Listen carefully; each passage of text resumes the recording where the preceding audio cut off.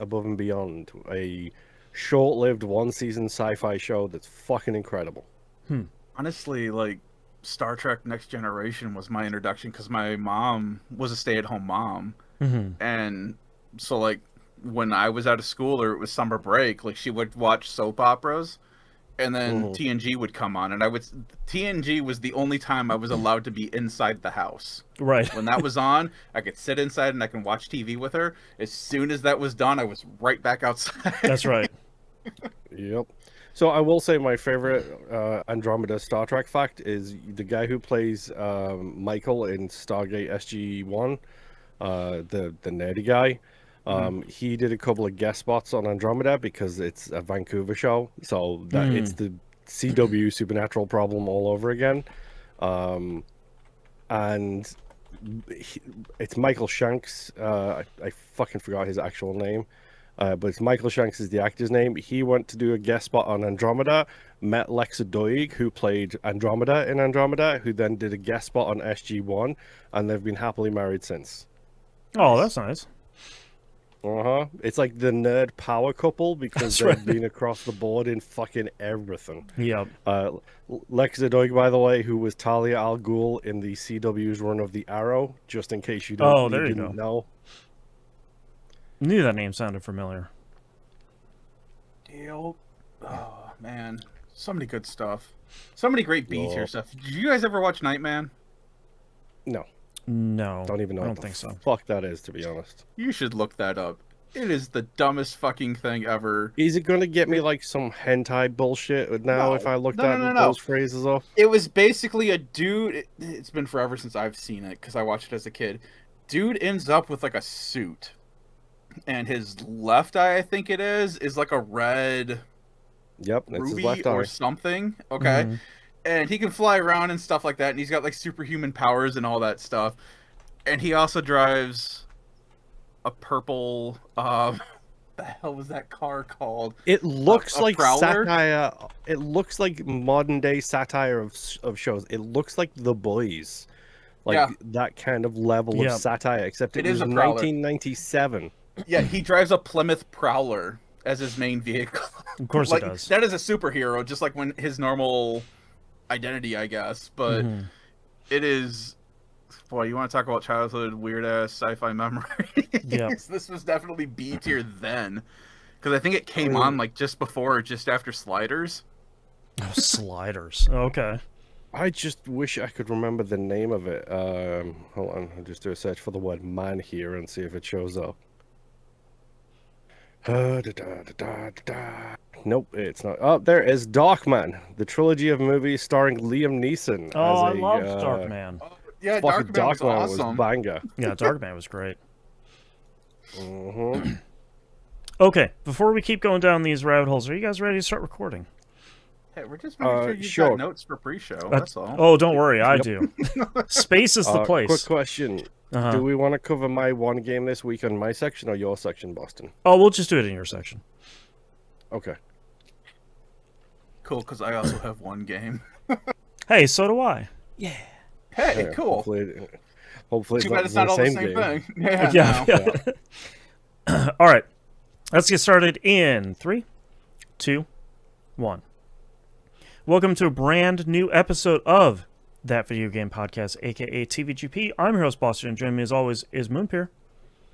Hi, I missed the chance to say nice last episode, and I totally regret that decision. You can do a belated nice this week. Nice. And the Nimp. I'm just as confused as everyone else now. I just work here. It's all cool, which means I need to promote our Patreon page, patreon.com/E1M1 or E1M1.cash. The ones and numbers. Are you sure you got to get that out? Apparently, it's just all of us this week. I started it. That's right. Yes, you did. It's you get early access, exclusive stuff, all the cool stuff over there, like the Outcast. Space is the place on the Outcast this week. You wanted us to talk about all things Star Trek, all things cool space. I've got an episode for you over there. You get early access to We Rogue Like It and Critical Misses.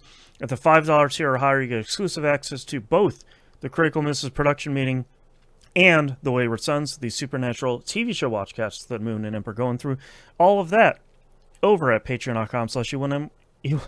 Everybody. Patreon.com/E1M1 or E1M1.cash. Those ones are the numerical digits. 1. All right, Moon. Good luck. Take it away. I only really have played one game this week due to work hours and sleepiness and exhaustion. It's Forza Horizon week. I mean, let's just get this out the way. Boston, every time I opened your stream, you were playing Forza Horizon 6. Every time. The only thing I wanted to play this week. Like, as soon as you start it, you're like, yep, this is what I'm playing for the next, I don't know how many weeks. Let's hit the roads of Japan. So, in the nicest way possible, it's another Forza Horizon game. Yes. I was talking about this on stream because, like, it's hard to talk about a series like this that's been around for so long, but its core hasn't really changed. So, like, I don't want to be reductive and say it's just another Forza Horizon game and leave it at that, because it is and it isn't. Not that I'm accusing Moon of doing that, but... No, yes, exactly. If you loved Forza Horizon before, you're going to love this. And if you haven't, it's not so foundationally different that you're going to be like, oh, this is the Forza Horizon to pick up because it takes place in space now or something. Like, it's still Forza Horizon. Don't tease me. With that amount of customizable options for the vehicle, That's right. You put that in a space sim? Yep. Yes. The one thing I've been really, really pleased by, though, is something that we directly talked about last week on the episode, Nimp, where you were complaining about the map having a load of icons on it all the time. The smartest thing they have done in this game is every time you finish a race, it pops up a screen with 4 options, and some of them are like, do a side story. You recommended too. Yeah, and it gives like, you... If you want to progress, these are the 2 recommended ones. Yeah, and that's my point, is like, at least 2 of them are going to be, here's the next thing that will get you points to get to the next wristband. And, like, the next showcase event. So, like, for me, yes, it is more Forza Horizon, but there's all this stuff around the edges of, like, okay, you just finished a race. Which one of these 4 important things do you want to do? And these 2 that say recommended or whatever it says, those will take you on the path. Here's another one that's like a story event, or here's one of like the job events or something like, or like here you can do one of the multiplayer things. But like, that's such a huge change instead of them kicking you out after a race and just being like, here you go, here's 400 icons, good luck. And it's like, I don't even know. My favorite part about that is it does the Forza thing where if you be out of it enough times, in my case pressing B to back out of it to just go straight back to the map, it'll pop up a little message saying, hey, do you want us to never show this again, because you're not really making these selections. So like, do you want us to just never show this option screen again? And you can be like, yeah or no. Like, it's phenomenal. It's really good. The quality of life in this is insane, and it's something we talked about on your stream, Boston, but like the ability to change car on the fly and it doesn't charge you credits. The ability to fast travel anywhere to any road you've driven on for free is incredible. Without having to smash 100 signs to make that free. It's like those 2 by themselves are like game changers, especially if all you want to do is do the events and not do the open world stuff. It's just like, drive around a little bit and then you'll be able to fast travel essentially where you need to go with no big fuss kind of thing. One of my favorite things so far that they've done that I don't think they needed to do is, so in Forza Horizon 5, there was that big menu of like, here's all the checklist stuff of like, drive from here to here in less than this, and smash 50 signs. The accolades or whatever? Accolades. They've folded that into the game a little bit more naturally this time as it is part of your journal. So there's 2 halves of it. One is all of that checklist stuff of like complete 50% of the dirt races, complete 100% of the dirt races, or like buy all the houses and that stuff, and that earns you progression, credits, rewards, progression, horns, emotes, titles, wheel spins, Yes. that sort of stuff. But how long until you get the team's notification horn? I haven't got it yet. I haven't gotten it yet, but it's in there, man. I think I did get one the other day, which I got the Grunt birthday party one, which Boston also unlocked while he was. I just streaming did, the yeah. game. But the other half of the journal is the Discover Japan stuff, which is the like taking pictures of famous landmarks or heritage stuff around Japan, or it's making friends with everybody in the region, or it's discovering there's a new collectible in this game, mascots. They're like it'll like a cup of matcha. Little sushi. Or like a bowl of ramen or omurice or something like that. And there's 200 of them across the game, and you just have to run them over, and they're very easy to find. I'm surprised they didn't do like temple stamps or something like that. Well, there haven't been that many temples that I've found. Yeah, there's not many temples, and there's not a whole lot of Hori gates, because I'm pretty sure that any Hori gates that are in the game are raised on stone platforms that you cannot drive near, which I can appreciate based on the drama that Assassin's Creed caused with that kind of and the drama that this game is causing, because Playground Games made it so that any of the Sakura trees you can't run over like you can like 99% of the other trees, and they're like, it's a symbol of the country, and we wanted to treat it with respect, and people are like, performative. It's like, shut up, Jesus Christ. Heaven forbid we try to be like, hey, thanks for having a cool culture. Yeah. Not in my video games. That's right. And like, the worst part is 1,000% of these people who are 100% weebs, who are just like, Japan does everything better, but doesn't respect it in that way, kind of thing. Yep. It's ridiculous. Yep. Weebs on the internet are annoying. Yeah. I say that as a weeb on the internet. That's right. That's right. I know who I am. Ridiculous. There is a new type of event that I really like. So, in I think all of the Forza Horizon games, there've been that showcase event where you're like, well, you're racing against a bunch of people on motorcycles or a plane or something like that, and they have those a giant hover car. Yeah, exactly. Like they have those in this as well. But is it bad that the English version of that was the train? Was it just a steam train? It's just a train, yeah. I mean, it's just what you guys have. You so know, good. You guys are foamers. I mean, don't diss the Flying Scotsman is all I'm going to say. Yeah, exactly. Oh, yeah. But there's another type of race in this that they alternate. So it's not every time you go to get a new wristband, which if anyone hasn't played the Forza Horizon games, you do enough activities to get points to kind of fill up a progression meter. And you say, oh, okay, now that you've earned enough points, they always couch it as like you're famous enough in the festival. You can go do a big event, and if you previously they did, like in previous Forza games, they were literally called like likes and shares and influence points or whatever they'd call them. Yeah. When you fill up that bar, you go do a big event, and if you win the event, you get your next wristband, and it unlocks a whole new set of races and speed gates and like all the activities and stuff on the map. And higher spec cars too, so it like starts at C, then goes B, then goes A. Right. But they now have what they're calling rush events, which they alternate between showcase events and rush events.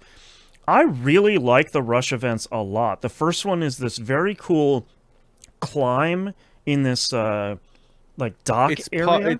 It's Gymkhana. It's like Gymkhana from the previous versions. Yeah, 100%. The second one was like this downhill snowy slalom and like ski jump. It's these kind of big bombastic showpiece races, but they're not, hey, how can you beat this jet that you're racing against? Or like famously or infamously, the first showcase event in this game, which everyone has seen because it's been in every single trailer of the game. And I think them having another activity other than the big, like, I'm racing against two biplanes, I think that helps it a lot, other than, like, because those showcase events, let's be honest, through the magic of television, you can't really lose them. Like, the Moon, have you done the first showcase event in this one? Yeah, I've done the first one, I believe. Yes, I have done. You can't lose because nope. Small spoiler: the thing you're racing against breaks down at the finish line, and you like race past them at the moment, at the like last second. So it's like, those are more of the showcase of it, and I feel like the rush events feel like they're more about the driving, because you're setting PBs on each section of the race. I think that feels way better than, oh my god, you're racing a jet, you won against a jet, yeah. It's like, oh, okay, sure, yeah, I sure did. Yeah. I mean, I think the showcase events are literally there to showcase how the game looks, which you can tell by how many slow-mo frames you get during the showcase events, and particle effects and all that, like, which makes me think, have you tried this on graphics mode yet, rather than no, I think I had it on quality mode for, like, while I was setting the game up, but I switched it to performance pretty quickly. I still have it on quality mode, and it's something that we've talked about very few times, and it feels weird considering the next gen is literally around the corner. But I can maybe name 4 games which feel like next gen games at the moment, and I'm talking about current gen, right? Like games which are like, I couldn't do this on my Xbox One X, right? Kind of thing. Like, and that's like Arc Raiders has got that going through it. There's a couple of other games that I've seen doing it, and it's this, and it's just like, yep. This feels next gen. It feels current gen, I should say. And part of the reason for me that it feels so good is the same thing that I think Forza Horizon 5 eventually got to, which is, it's not just the visual fidelity of it. It is the lack of pop-in. It's the distance at which you see other people in your world. It is the load times, which are very short, even shorter than Forza Horizon 5. So, like, the particle effects are insane too. Like, they're so good. When you're driving through like the snow, or driving past a lake, and you see the fog rolling across the top of the lake, and it's just like, you didn't have to go that hard, bro. Just didn't. That's right. The northern snowy area of Japan looks really great. It has that kind of like, we moved from spring to summer during this past week, and they did a really great kind of transition where, like, a lot of that stuff up there looks and feels differently, because it's like the snow is starting to melt and the roads feel differently, and all of that stuff. And I think that stuff feels great. Yeah, I have to mention as well, because you're playing your VOD while we're talking about this now, and you're doing the festival playlist, which I love the festival playlist. I'm so happy it's back. I think the festival playlist is incredible. And you're doing the time attack event, where you had to do a time attack against a human being's time, and you had to beat it. Yep. I think the human being's time was like a minute 47. It says a minute 47 and change. And you did it in like 57 seconds, I think, is what you did. Something like that, yeah.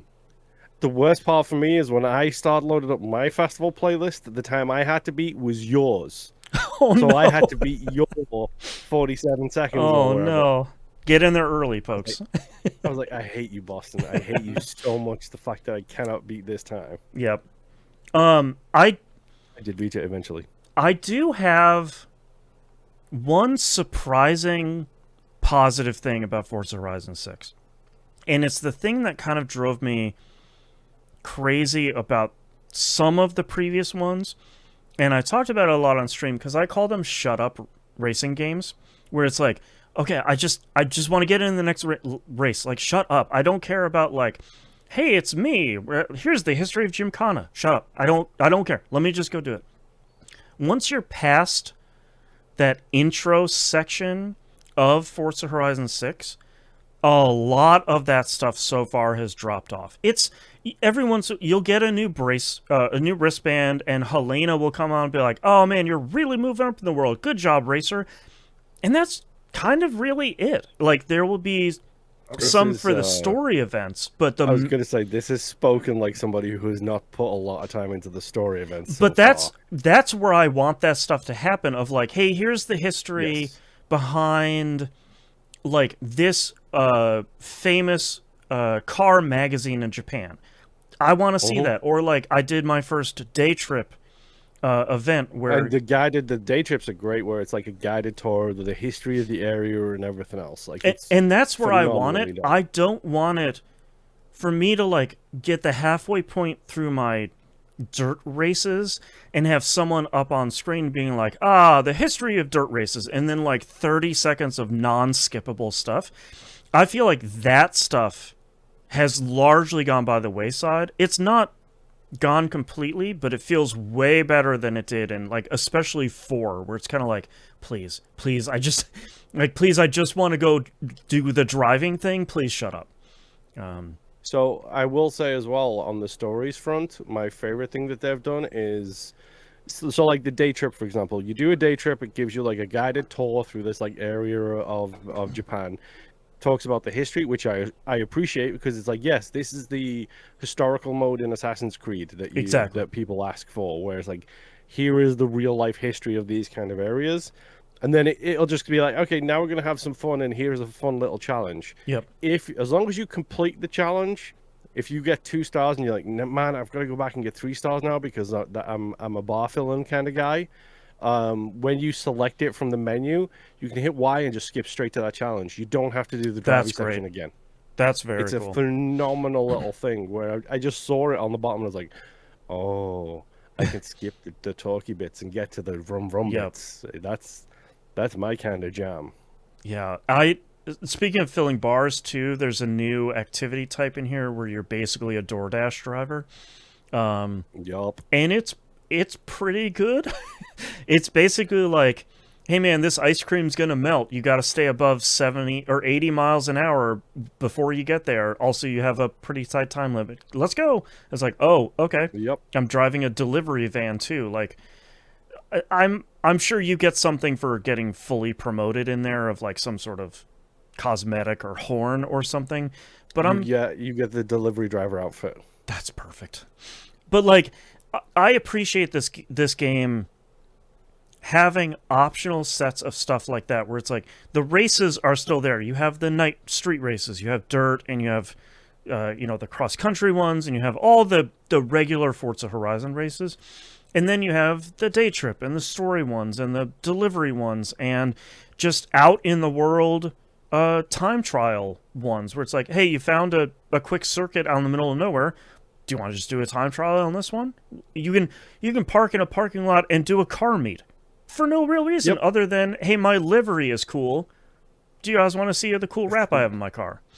Nice. So I did a car meet where I was, and I'll talk about the co-op side of this soon. I was playing with a friend of the show, Rob, and I was waiting for him to arrive, and we just happened to be meeting right near the park, where the meet was. So I was like, I'm just gonna park in the meet, and I had just got myself I think it's a Ford. It wasn't a Raptor, but it was a big Ford truck, like Horizon edition with like 4 doors on the front and like sleeping cab in the back kind of thing. And because it's me, I'm doing one of 2 things in my design philosophy this time. I'm picking the stupidest thing I can see, naturally, or I'm going to embrace my anime waifu era and just lean all the way into that. Every livery is an anime waifu if it's available. Yeah, there's so many. There's a lot of them. Yeah, like I randomly bumped into an Iron Mouse one. And I was like, wow. What? Okay, this is I picked it because it's like, I know who Iron Mouse is. At least she's going on that car. Yeah. And so like this giant truck that I got, someone had made a skin of a yellow school bus for it. Incredible. with a painted on stop sign and everything. So the stop sign, it can't flip out, but it looks like it's ready to flip out kind of thing. And for anyone that hasn't played these games, that's only for that specific car. It's not for like every Tacoma. It's not for every Ford. It's just for that one specific. So if someone had to take a ton of time out of their day to make the dumbest idea a reality for just one car out of the, I think, 619 cars in this game, which I love them for it. It's a little bit crazy. Yeah. But like I just parked this thing, and this thing is lifted too, so it's got like mad suspension on it. Great. It's huge thing. Yeah. And then like just randomly some other guy pulls up into the Meet 2, parks up. And I literally, because I'm not on my microphone, so I just did the link talk, and I was like, "Hi, nice upgrades," because my guy was driving an R-rated car around, which is that's not the car that Edge drives for any wrestling fans out there, or Adam Copeland. It's literally replaced the X spec in the game. It's their new like highest tier. Yeah, it does go higher. Oh. It goes to X, except X is above R now. Oh, so my. R is the old X, and X is above R, apparently. Wow, okay. So he's I wonder if they pulled there, that from the racing standard, because you would see that with the cars and motorcycles, where you add the R, and that's based off of the racing standard, right? Or racetrack standard. Because they like the R cars are all the like track tunes, like hyper cars kind of thing. Your GTRs and all that fun stuff. Yep. Yeah, so I like used the quick chat, and I like said to this guy, "Hey, nice upgrades," and he responded with, "Hi, nice livery," and I just bust out laughing because I'm sitting there in my school bus in this car meet. And what's so fun about the car meets is they're really just like a parking lot that's marked on the minimap, and you go drive into a parking spot, you hit X, and then a bunch of people line up, and you just look at each other's cars. And then you just leave. And that's literally it. And avatars. And avatars, that's true. Avatars. Your avatars are standing outside of the car. But it's like, can you get out of your car now? Nope, just in the car meet. You're just standing next to your car being like, hey man, look at my cool livery. This is a school bus. And I don't know what I did, but I unlocked the jazz hands from Forza Horizon 3, I think it was. That's so good. So everything I do is now jazz hands. So if I make a podium, jazz hands. If I'm waiting in the garage, jazz hands. I can't help myself, it's jazz hands. I love it. But like messing around with it and stuff like that, it's been so much fun. It runs spectacularly. It's beautiful to look at. We haven't even talked about it yet, but the controls feel just as solid as ever. Like they really still feel nice great. Controls. Everything, all of the different cars feel different in the right kind of way. The vibration feels so solid in this. I think even better than 5's did. The sound upgrade is insane what they've done with this game. So it's one of my favorite things about it, and least favorite things too, because if you're on like a track and you're racing on a track, they have track markers, so like bollards or whatever. Some of them you can smash through, some of them you can't. And I don't know about you, Boston, but I'm playing with like big surround sound headphones. So like as I'm pulling a corner in like a car, the engine wash coming back off of the bollards, like if I'm turning right, the engine wash coming off the bollard to the left hits louder on this side of my audio space. It's very good. And then you go through a tunnel and you're just awash in sound. Like it's just unreal how loud and shouty and throaty the things get. It's just like, this is they did some real work to this audio, because I love going around a track and like especially playing it with people, and like I take a corner strong, I hear my engines rev up, I can hear it in the wash coming back when I'm like struggling with like TCS turned off. Even better, as I can hear Rob coming up behind me based on where the audio of his engine is. It's just insane. I think conversely, I think the soundtrack of this is fairly solid. I think some of the stations feel a little bit odd this time. I think the rap station, I wish had a little bit more Japanese rap. It feels a little bit too, not local. Yes, a little too Western. I feel like Sub Pop having its own radio station is exceptionally weird in this. Like, I get Horizon Records radio because I feel like a racing game and electronic music have always kind of been friends. I mean, yeah, Wipeout set the bar for that. Exactly. I really like the local Japanese radio. I can never remember the name of it. It's really good. But like the It's Gacha Station or something like that. Yes, something like that. But like the DJ only speaks in Japanese. They only play Japanese music. It's all really fantastic stuff. And like that's the stuff that I was hoping, and I've hoped for that across all of these games, is I hope that the soundtrack is a little bit more focused on the area that you're in rather than some stuff for where you're at, and a lot of the soundtrack is sort of more popular stuff. But yes, I get why it's like that, because I cannot imagine how much money this video game probably cost to make. But yeah, yeah, I will say it's really funny because there's a streamer I'm aware of. Like I've said before, I don't watch a lot of streamers, but there's a streamer I'm aware of who is a native from Japan, streams in English because that's how they're teaching themselves to speak English, is by streaming in English. Oh, that's fun. And they picked up this game having zero experience with anything based on the trailer showing that first showcase event. Okay. And also it being based in Japan, which they are way aware of. And it's hilarious listening to them listen to the Gacha Station, because they're singing along with all of these songs that they know, because it's all Japanese radio songs. That's cool. So I'm like, it's a completely different experience for me, because I'm like, I don't know what they're saying, the beat is good or whatever the case may be. Yeah. But watching this streamer just be like, yeah, literally singing along bar for bar in Japanese. That's great. And then stopping to say something in English to the chat and then go back to singing in Japanese. I was just like, yeah, okay, that's great. It's even better because the person in question doesn't have a license and it has a wheel and pedals. And I didn't know they had a wheel and pedals until I heard them doing the sharp brake, sharp accelerate thing, where you can hear the pedal hit. Plastic and I was like, oh, that's really good. Oh, you're driving with a wheel. Yeah. That's even better. You've got a real setup. Okay.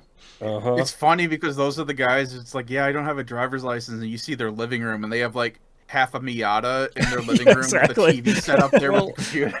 Yeah, bro, we don't have a spaceship, but if we had the money, we would have a cockpit in our basement. You are GD right. I would transform this entire room to look like the bridge. You'd walk in and say like computer power on, and then the room would activate. Yeah. You know? We are that is the reason I got into IT, man. That's right. There is another race type that I totally forgot about, the Toge races, which is the very much like... This is my biggest disappointment. I absolutely despise the Toge events. Why is that? I've only done one, so I'm not super familiar with them. Because it's a race. That's why. Because the whole point of Toge is to go down fast and stylishly, but it's not fast and stylish. It's just a race. Right. So there's no like combination of skill points plus speed. Points don't matter. It's literally whoever crosses the line first, and it doesn't matter. In fact, it's more of a hindrance if you are trying to drift. You just get a car that turns really well and accelerates, and you're gonna win it. Like it feels disgusting because they spend a lot of time pumping up Toge. They do. It's just like, yeah, bro, but you've got no points here. Like, where's my Project Gotham Racing? You came first and you got 5,000 skill points. That makes you the winner, kind of thing. Yeah, because you want to do the like anime/racing movie thing.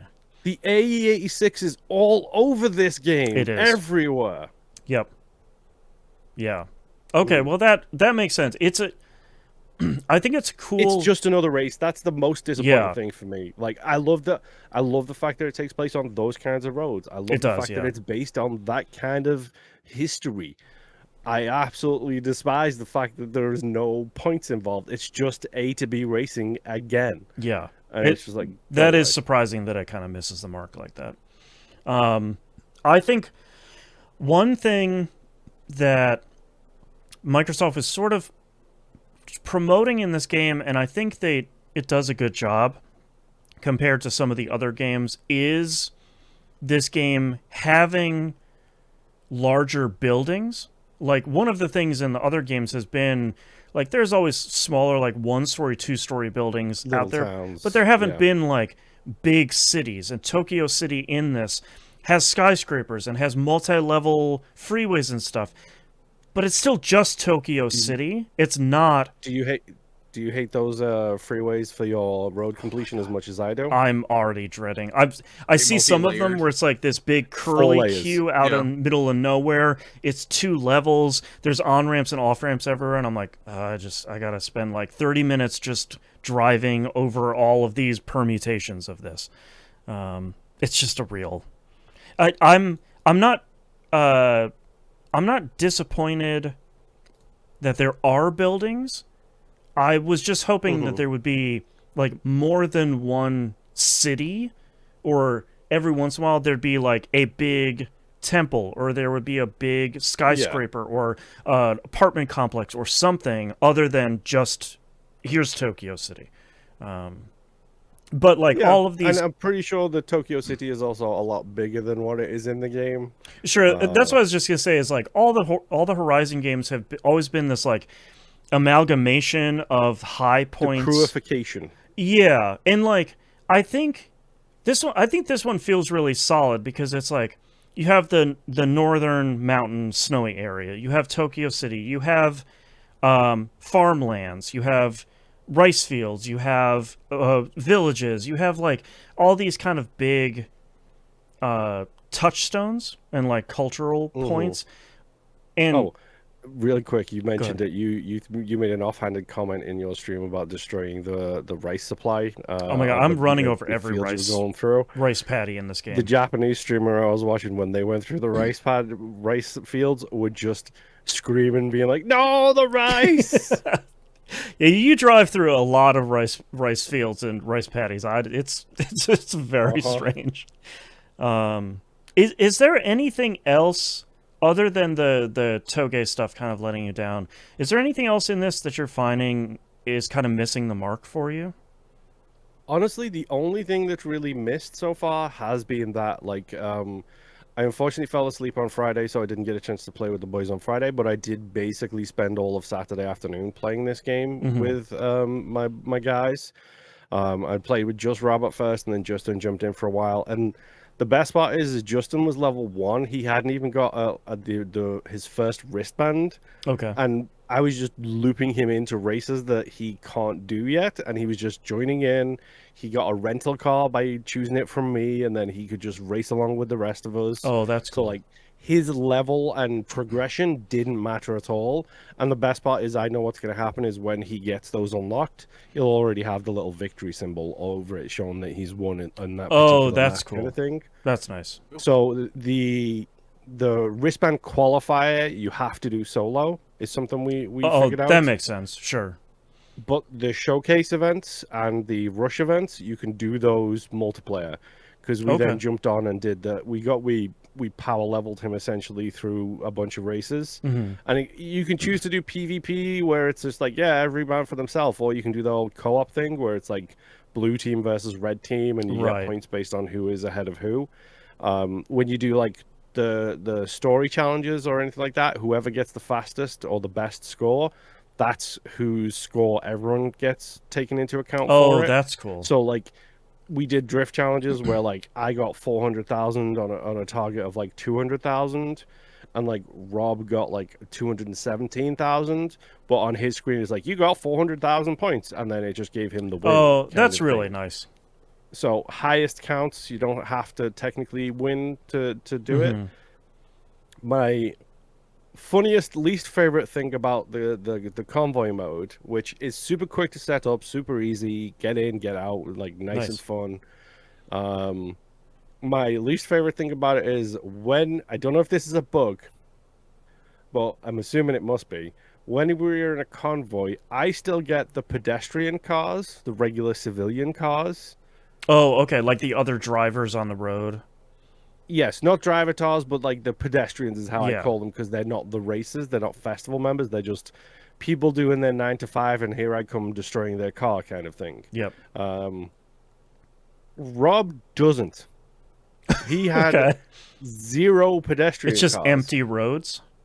Empty roads That's across the wild. board. Okay. So we would do like a street race event, and he would on my screen crash into a pedestrian car. Mm-hmm.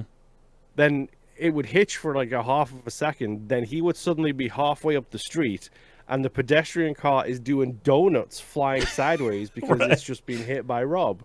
But he didn't hit anything on his screen, but I'm dealing with the effects of him driving like Right. a maniac That's and wild. crashing into these cars that I cannot see.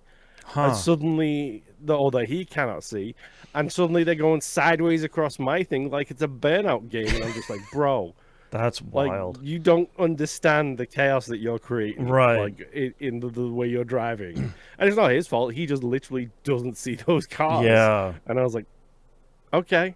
And I did my due diligence. I said to him, okay, do you prefer with or without the cars? And he was like, I love it without, because I'm just driving like a lunatic, and it Right. doesn't really matter because nothing's gonna crash into me. Oh, jeez. I have 2 more things that I forgot to talk about. I did try the Eliminator. They brought that back for this one, which is the, like, I don't even remember, 70-something people battle royale car racing thing. It's exactly the same as the last one. It's fine. I still don't like it. I think it's a cool mode. It has never really clicked with me whatsoever.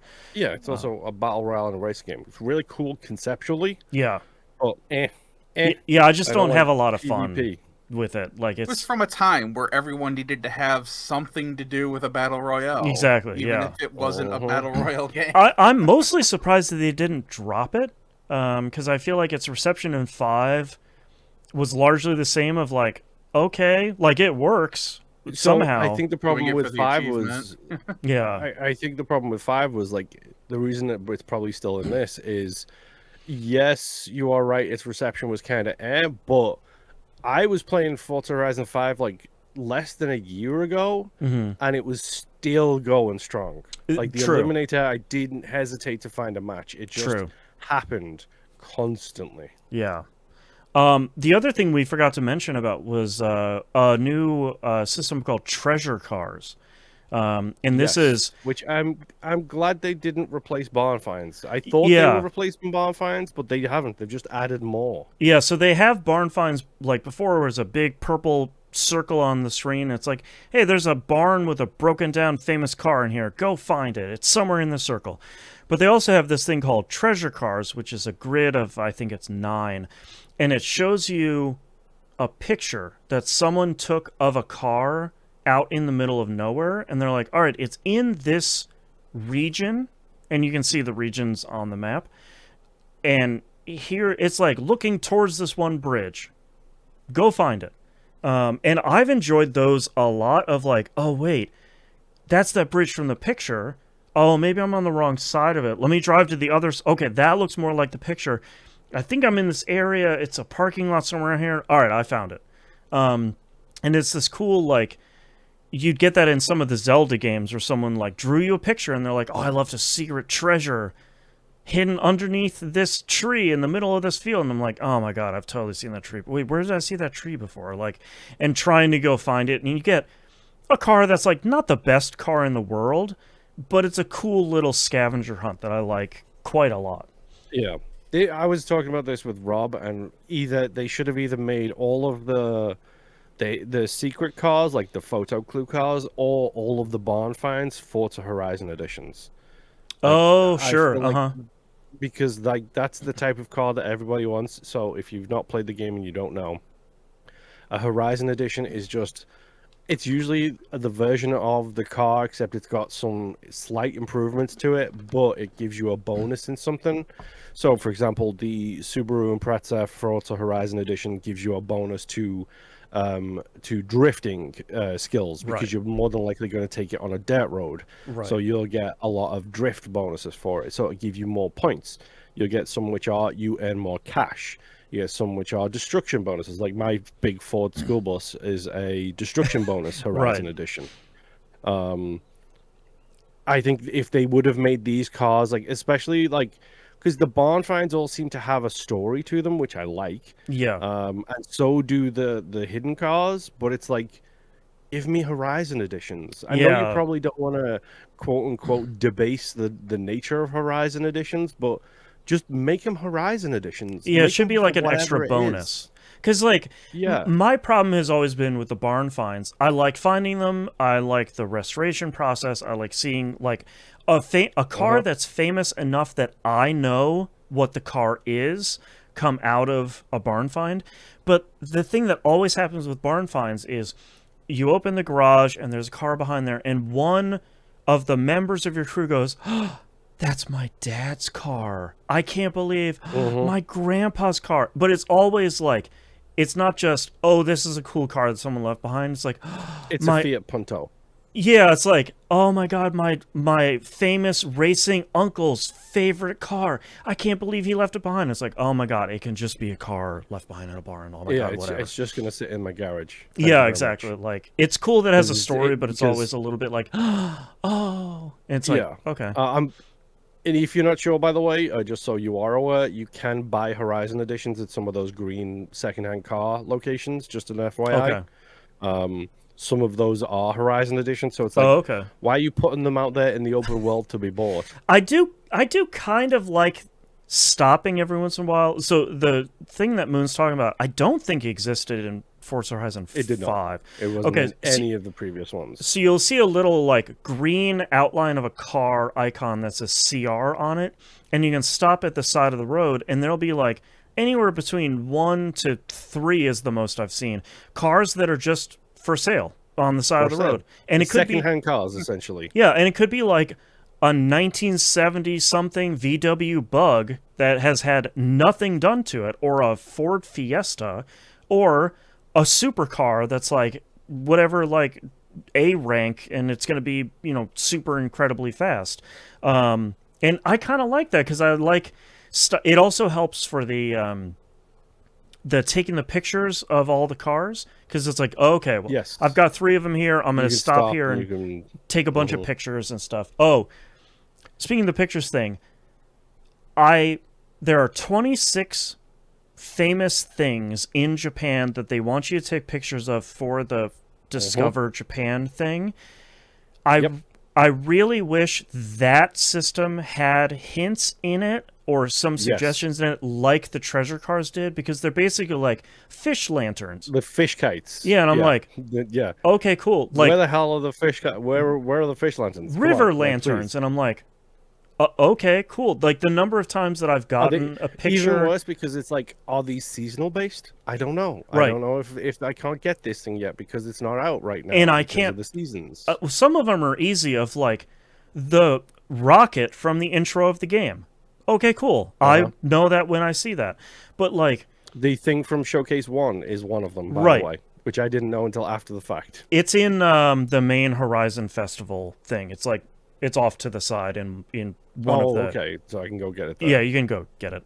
But like, I wish there was a little bit of like, which region is it in, or anything like that, because I've taken pictures of the starting lineup of cars for the Horizon, whatever, the 619. You got the flags one? Yeah, I got the That's flags how I with got the by flags accident. one. I was like, okay, cool, thanks, I guess. I don't know what I was taking a photo of, but okay. Yeah. I guess. So like, I think that's a cool idea of like, take pictures of this one castle. I don't know where that Where's is. the castle? I don't. Yeah. Mount Fuji, shockingly, not one of them, which is kind of wild. But like, I wish there was a little bit more of like, you can find this in this region, or the region checklist says there's one picture in here. I believe they call those prefectures. Thank you. Thank Not you. regions. They actually don't show it. They call it regions. I don't in know the if they game. do either. Yeah. No, they call them regions in this. Yeah, because it's like it's not like a. It's not even like a 1-for-1. It's not a 1-for-1 Japan. It's not even like a 2-to-1 Japan or anything like that. But It's the crewification, bro. it is the crew. Everybody made fun of it, but nobody seems to care anymore when Forza does it. That's right. I don't know. Forza Horizon 6 is great. Like, it's the only game that I want to play. It's the only thing I'm thinking of. It's Forza Horizon. It's the 6th one. Like, I don't want to be too reductive about it, but at the same time, in all the ways that you want it to be, it's the next Forza Horizon game. And that's exciting for me, because I'm like, yeah, I will race all of the races on this map. I will do everything, and I will save the drift events until the very last one, because I hate them. But, like, Yeah, you gotta get your Toyota, what is it, AE86? That's right. The Troino AE86. Thank That's you very right. much. So the key thing to remember with the drift events is just make sure you actually use a drift spec car. Yeah. To make it cakewalks. Yeah, and those Like, are the good ones of like, oh, I have a Horizon version of a drift car. That one's probably going to do well in these events. Yeah. I'm going to discover all of the roads. I'm going to smash all of the mascots, and I'm going to have a blast doing it. And then when I'm done, I'm going to cancel my Game Pass subscription. It's like that's like the perfect thing to use Game Pass for, is this game where it's like, I would be more than happy to spend $70 on this game, or more if you want to get like all the additional stuff. The big boy edition. Yeah. But it's more of the same game, and to me, it's like the comfort food game, where it's like, yeah, I'm just going to turn the difficulty down one notch and just do a couple hundred races and be super happy with it. Yep. I've enjoyed it because it's just been it's been good to just sit, and it's a really great game. Like, the convoy system is great to just jump in a party and just chit chat with your friends while you're going from point to point, especially if nobody really cares what you're doing. Yeah. Like, you can just pick an event, go do the event, and then start doing stuff. Yep. Like, I did a lot of story mode with the story modes with Rob, and we listened during the day trip stuff, but when it was talking about like plot beforehand in the cutscenes, it was just like, yeah, we don't care, whatever. Yeah.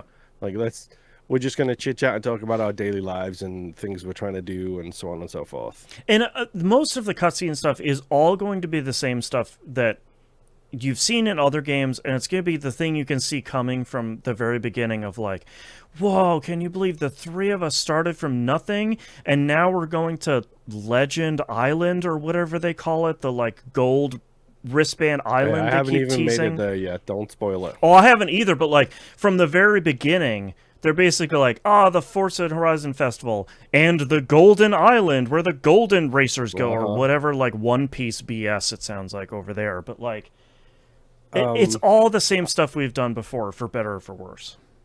I will say the one thing that we haven't really talked about yet in this game is the thing that we love most about the game. Mm-hmm. Those sweet, sweet leaderboards with the... oh, yes. I see you, community members. I see you, Jay Vengeance. I see you all out there with your leaderboards and slowly ticking above, and then below me, and then above me again, and below me. So I see you all. Well, it's like I was talking about on stream, too, where it's like, a lot of times it's like, oh, okay, I'm discovering a bunch of roads by just going through it, and, oh, someone has discovered 50 more roads, and then by the time you're done with your session, you're above them, and someone has... leaderboard position above you. One of my favorite things is like doing a danger sign, and you just book it and you launch and you hit like 900 feet, and you're like, man, nobody's beaten me on that, and the person right above you has like 1,200 feet, and you're like, how in the hell? Okay, let's do it. It's a game attack, you know. That's the part that makes it suck, is when it's a game attack, you know. Yep. Like, I don't really care if, Alpha Daddy 69 is faster than me. Like, I just don't care. Or if it's like you're at the top 70% of the leaderboard, it's like, whatever, I don't care. Yeah, but if I see Johnston like directly above me, or Brain Eater, or T-Bomb Rocks, or any of the other ones, I'm just like, we're doing that danger sign again. Let's do it. I gotta beat him. I'm coming for you. I'm coming for you. Yep. I'm gonna beat you, and you don't even know it. But I'm gonna make sure I take you off this number one spot. That you especially with the removal of clubs from the Xbox ecosystem overall. So there's no clans or clubs or anything anymore. I'm glad that stayed, because if they would have gotten rid of both of those, I think that would have. I don't think it would have ruined the experience not having the like friendly competition leaderboards. But I think it would have. There would have been a really big hole in this game if the leaderboards would have also been left behind. Yes. Oh, my one other negative is the unpredictable nature of the stunt parties, because it used to be for Horizon Arcade. and that used to run at the top of the hour and every half an hour, and Yep. it was predictable. It's like clockwork. Like you go to open world, you wait until the hour hits. There's the stunt party or there's the arcade. Go do it. Yep. Whereas in this, it's just like, yeah, dude, I don't know. Like I played the game for 4 hours and didn't get a stunt party. Yep. Like it was crazy. Yeah, I usually stream about 3 hours at a time. I'm usually getting maybe one, and one time I got two in those 3 hours, which they're cool events. Like, I love, the one I got was I like them. a destruction one where you're just like destroying as much stuff as you can in an area with 11 other real life players.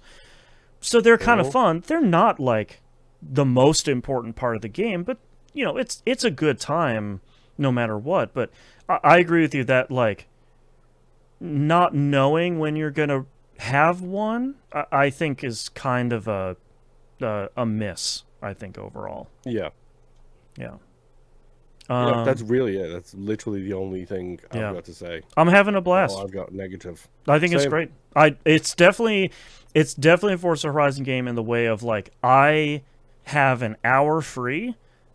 I can do a bunch of stuff in this hour, or at the very least, like, I've got 20 minutes free. I can probably drive a couple of roads or collect some mascots or something. Like, I don't have to sit there and play it for 4 hours. I have enough stuff to do if I want to sit there and play it for 4 hours, but it's definitely the game you can just pop in and out of.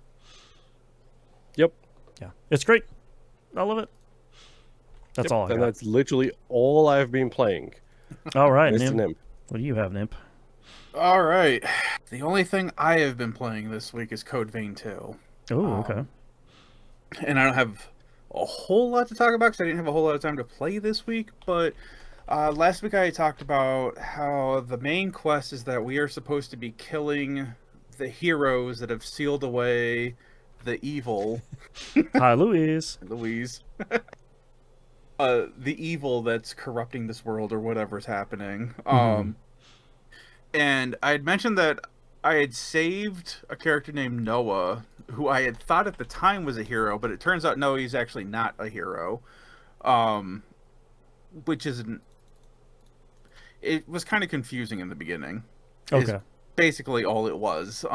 So now that I've come back to my normal time, and because he's a vampire or a remnant, I have met up with him, and he is super confused about how I disappeared for 100 years, and now I'm here because my character is human, so I shouldn't be able to age that much. Sure. So yeah, there's the whole meetup with him, and now the next objective that I am in is I'm supposed to be going after Jose, who is an actual hero, and I have gone back to her time about 100 years, and I have actually met up with her. This whole weird thing happens, and somehow I am engaged to her. Naturally. Because, yeah, it's anime. Yep. I have met a remnant from when I was playing earlier, in the earlier 100-year timeline, and at first they didn't say anything. I was like, oh, I wonder if this is earlier than when I met this person, or if it's, where am I in the time frame of everything? Oh, sure. And once the important thing completed, this one remnant turns around and he's like, hey, good to see you again. It's been a couple of weeks, or something like that. I'm like, oh, okay, cool. So we're within the realm of the last time I was back in time. But so far the game, the questing has it set up where I am supposed to be helping Jose with clearing out an electrical plant, which I completed, like a substation. And now I think I'm going to a water treatment place to go clear that out. Okay. And then that is supposed to progress me to the next point so that I can find a key to unlock them in the future to fight and possibly kill them. Sure. Drug. JRPGs. That's where I'm at with all of this. The main thing that I've really been messing with this game is I am still sticking with dual swords, which is taking a lot for me to get used to, just because it is so much faster than my regular running around with a greatsword. I am also used to having a certain amount of poise breaking, where it's like I hit something really hard and it kind of stuns them so they stop attacking. I don't really have that with dual blades, and that is really screwing me up right Right. now. So I'm trying to figure out the flow because these are faster, but they're shorter range. So I have to be like really close to any enemy that I'm fighting to be able to really take it on. And a lot of these bosses that I have fought, they are super fast and they hit really hard. Hmm. So I have also started messing with the parry mechanic. And parry mechanic is not anything that I mess with any Souls game. Yeah. It's either dodge or nothing. Right. And that's where I'm at. But I've decided since I'm going all the way with dual swords, I want to start messing with the parry method. And that has been real touch and go, especially with some of these bosses because they are so fast. It's tough to get, I guess, a feel for when their attacks are going to connect in the window that I have to hit to be able to parry them. Right. So this has been a new interesting thing to figure out. I am still super confused about why my health bar is split in half between a gold bar and a blue bar. Right. It's still, the blue bar is the portion that is given to you by your follower who's with you. But that blue bar does not, like, none of your health regenerates at all. So if you lose any of the blue bar or if you lose any of the gold bar, it doesn't make a difference. When you heal, it heals you all the way full to your gold, and then it continues on into your blue, so it's kind of like an overshield. Oh, okay. But the way these bosses hit, like, I take like 2 hits and I'm dead. 2 or 3 hits maybe. Right. So and like I'm dead. an overshield doesn't matter. Yeah, it kind of feels weird, and I've been messing with a lot of the codes because they mess with your stats and everything. So I've been trying to figure out, am I just not in the using the correct vampire blood basically for the build that I'm kind of throwing together to, mess with? That's probably what it is. I'm just not using the right code. So Right. I'll mess with that more. But another interesting thing that I have come into is all the weapons have, outside of like damage stats, they have a different set of stats because whenever you get a weapon, you can add 4 skills to that weapon to be able to use in combat. The dual blades that I currently have, it came with a shield buff, which negates some of the damage that you take for a short period of time, and a spinning attack. And I have added onto this an upward spinning attack and a support magic casting thing that basically turns my blades of blood red, and it does more damage and adds into bleed damage. Okay. So that's a stat buildup that I can do now. The interesting thing with the weapons so far is that they all have like, they're called forma, are the skills that you're putting in there. Each weapon has its own reliability, handling, conversion, and conductivity stat, and that dictates how many forma you can put onto a weapon. Oh, okay. So if you have like a handling of 6 and you put 1 forma in that's exactly 6, you can't add anything else that needs handling. Gotcha. But okay. if you have one that has a handling of 3, you can add another skill that has a handling of 3 and be fine, because now you're at 6. Gotcha. I don't know if there's a way to increase that yet or not. There's like this whole other weapon rebuilding thing that I haven't even started to touch yet. This game is systems within systems, which I love. It's also a Souls game, so there's very minor explanations. I can pull up the help page and it's just a wall of text, but it's a lot better to just be out there and screw around with it and figure out, oh, okay, this, if I turn this knob just a little bit, okay, that's what this does now, and messing with that. So that's where I'm at with Code Vein right now. I am still dipping my toes into the deep end, but there have been many times where I've almost died, and it's gone horribly bad, but I have not fully died yet. Right. Time will come. So, yeah, that's all I've messed with. It's been a lot of deciphering the ancient scrolls and Code Vein to figure out what I'm supposed to be doing. Right. So. The only other game I played this week is Saros. I didn't really play Marathon this week much at all. I don't play maybe an hour at most. I kind of don't know what to talk about in Saros here. I'm at the very last boss of the game. I don't want to spoil it for kind of obvious reasons. I did do. I talked about it in previous weeks of those nightmare trees where you can go in. It's like a portal and it just dumps a ton of difficult enemies on top of you. I've cleared 4 of those at this point.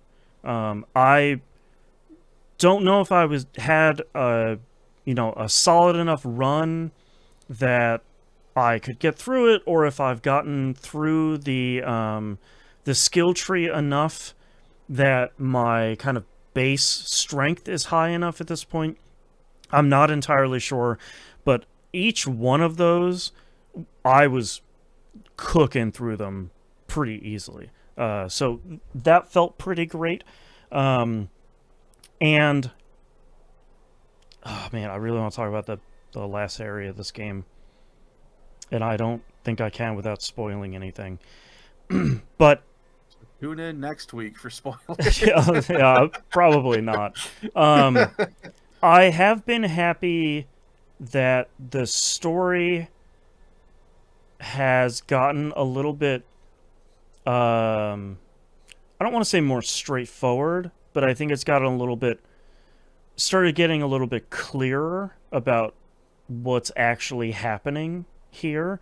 It feels a lot like Returnal, where at some point the game kind of stops being vague and posing questions and starts answering those questions pretty specifically.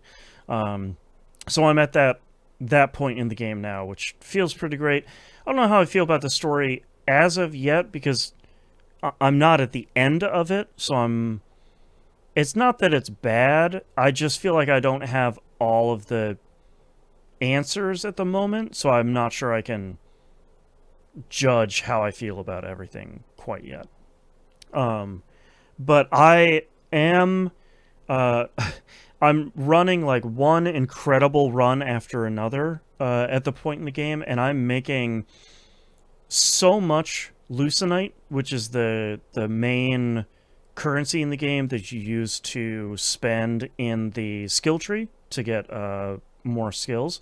So I'm ending up a run with, I don't know, maybe like 50,000 Lucenite at this point, and I'm starting to dive pretty deeply into the skill tree at this point. And some of those upgrades that you're getting into in the kind of the top half of the skill tree are pretty great. Especially some of the stuff where I'm spending like a couple thousand Lucenite and each one of my 3 base stats is going up by 5, which is wild. So it's still really great. I kind of don't have too much more to talk about it because I don't really want to spoil anything at the moment. I did get a new weapon type, but I also don't want to spoil that. One of the interesting things about the game that is kind of strange is that every time you go into a new area in the game will give you a new type of weapon, but it actually, like, one of the first ones you get is a shotgun, which thankfully has infinite range, so it's not an active detriment to your game by picking it up. But it actually unlocks 2 or 3 versions of that weapon when you unlock the shotgun. So, or unlock the crossbow, or you unlock any of the other ones, which I think is kind of interesting, but the game doesn't really go out of its way to explain that. It's just like, yeah, man, you got a shotgun. But then you can pick up these 3 versions that are all significantly different from each other in kind of wild ways, and have different firing patterns and alt firing modes, and have different perks and bonuses on them and all of that stuff. So that's the only thing that's kind of a little bit strange about the game overall. But Saros is still great. I'm hoping to finish it this week, because the last game we're going to talk about in the releases this week is one that I really want to start up as soon as it comes out this week. So I'm hoping to be done with this one pretty soon. I don't know if I'll go for the platinum or anything. Word on the street has been that it seems like it's pretty easy to get. But, Returnals, platinum was quote-unquote easy to get, but you had to kind of like grind and grind and grind for certain environmental things to drop. And I don't know if I'm interested in doing that for this game. There's still a bunch of hidden trophies that I haven't unhidden quite yet, but we'll see. I don't know. Too many games coming out this year for me to be stuck with one for super, super long. Yeah. All right. Speaking of releases, let's talk about the releases for the week of May 25th, 2026. First off is 007 First Light, coming out on PS5, Series consoles, and PC. This is IO Interactive's first non-Hitman game in quite a while here. The more I see this game, the more I'm very interested in it, and the more I just want to buy it just to support IO. Yeah. Because I feel like as one of the last remaining indie developers out there, they kind of need as much love as they can get.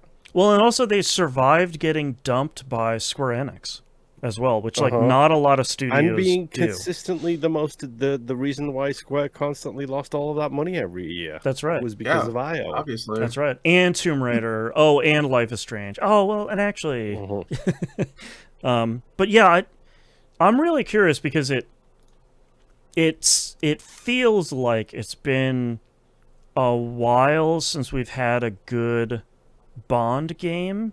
If we've ever had a good one, depending on who you ask. Since the Nintendo 64, it sounds like. That's right. So it's curious to see. He's not a GoldenEye fan, if I remember that correctly. Yeah, but it's if I feel like if anybody could potentially make a really good Bond game that could straddle that line between like the sneaking secret agent stuff and the big kind of explosion car racing stuff, I feel like IO Interactive might be able to nail that. So we'll see. It's coming out this week. Very similarly, we have Bluey's Quest for the Gold Pen coming out on PS4, PS5, Series consoles, Switch 2, and PC. This is a non-mobile port of the mobile game that came out, I think it was last year, and seemed like it was fairly well received. Better received than Bluey the video game, which was bad.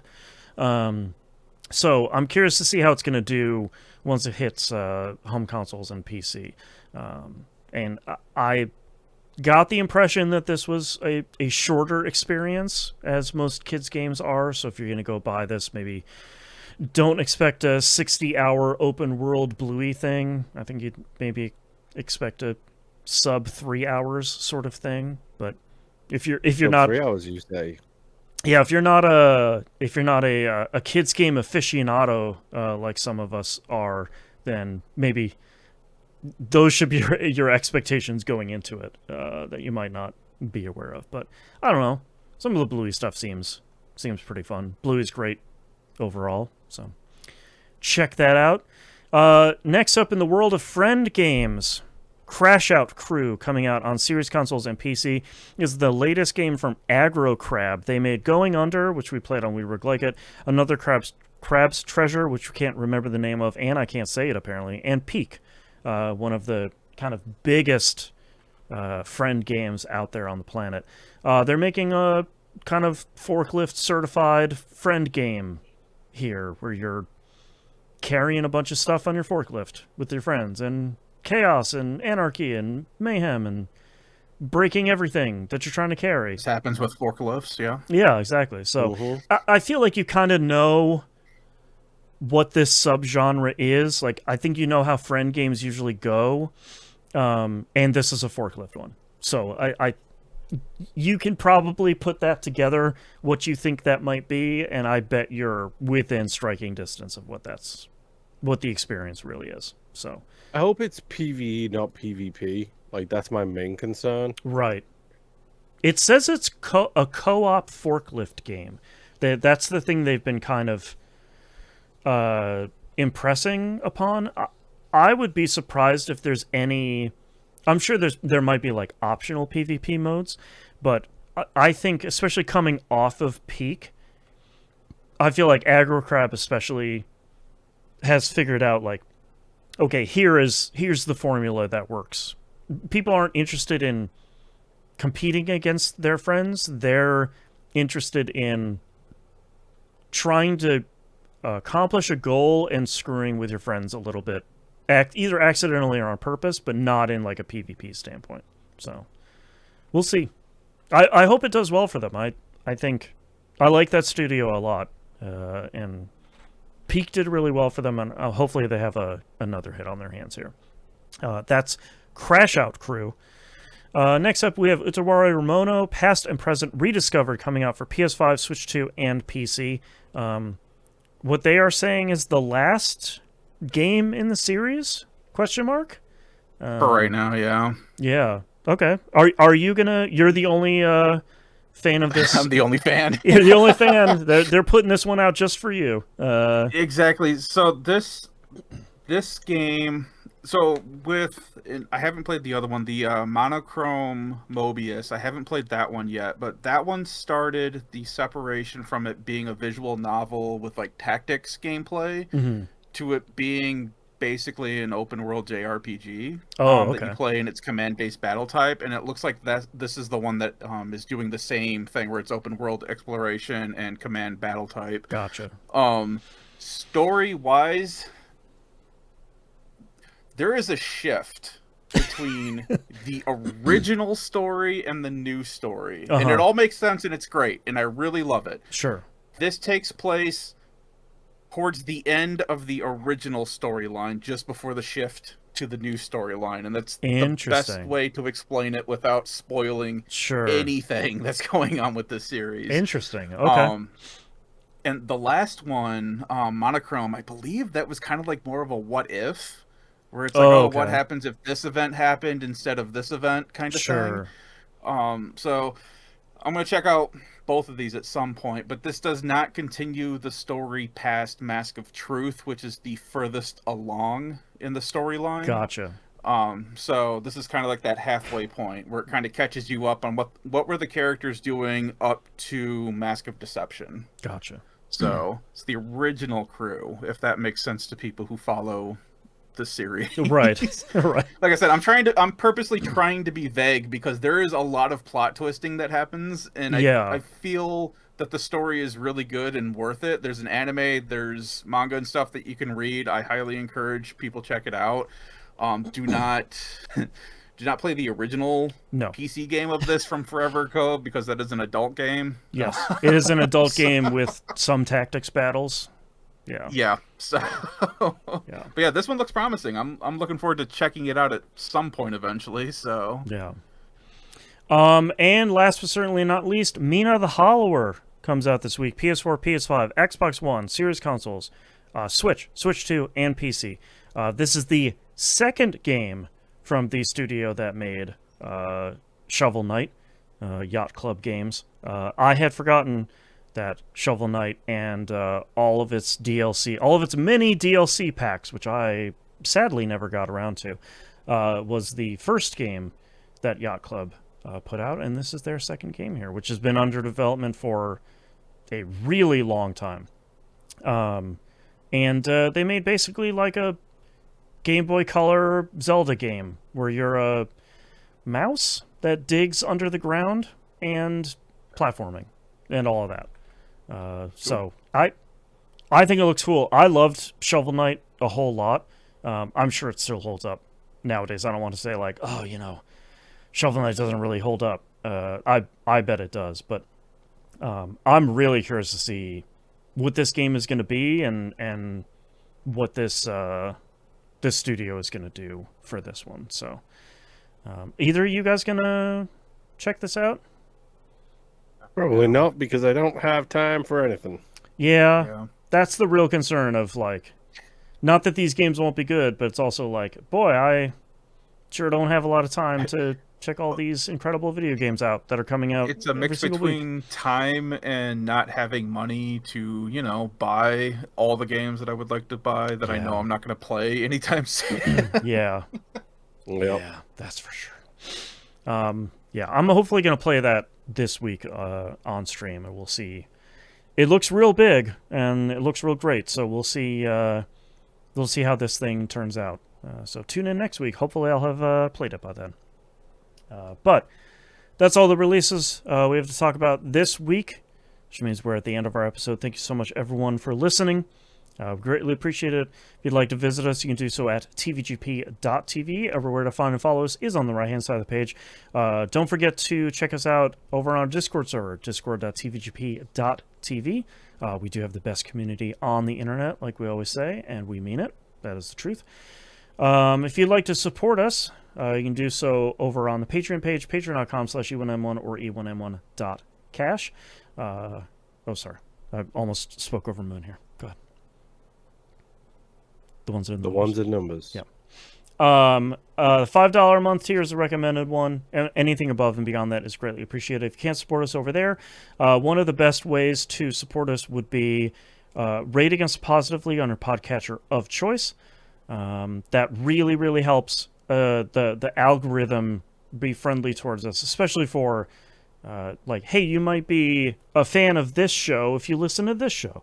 That sort of thing. So that helps not only this show, but any podcast you listen to that you want to tell more people about. I think that's about it for this week. Thanks so much, everyone, for listening. We'll see you all next week. Bye. Ta. Bye. It just got so hot in here all of a sudden. All right, Nymph. I know it stopped raining finally over here, and now I can feel the humidity starting to take Oh, over. no. Yeah. All right, Nymph, what are your titles? I have... All right, Moon, good luck. Let's hit the road to Japan. The history of dirt races. Skip the talkie beats for the vroom vroom. Every livery is a waifu. Everything is jazz hands. Pumping up Togi. It's not even a 2-to-1 Japan. And now we have made it to Legend Island. All right, Moon, what do you have? Space is the place. Weebs on the internet. Feels current gen. Bar filling kind of guy. And anime waifu era. I have Good Luck, Take It Away, and the title that I'm putting my hat in the ring for. Every livery is an anime waifu. What do we love out of these lists here? I'm fine with the livery I'm good with one. whatever. If you want every livery as anime waifu, we can go down that. I am Nightmare fuel. I am just reporting what mine eyes have seen in every rap in that game. Let's go. I'm ready. All right. Yeah, I'm good. All right. Starting in 3, 2, 1. This is That Video Game Podcast, episode 970 for May 25th, 2026. Every livery is an anime waifu. Including SpongeBob and Minions. Let us know in the Discord who your favorite waifu is, or husbandito, whoever. All right. Thanks, everyone, for watching. We do greatly appreciate it. We'll see you all next week. Bye. Boy.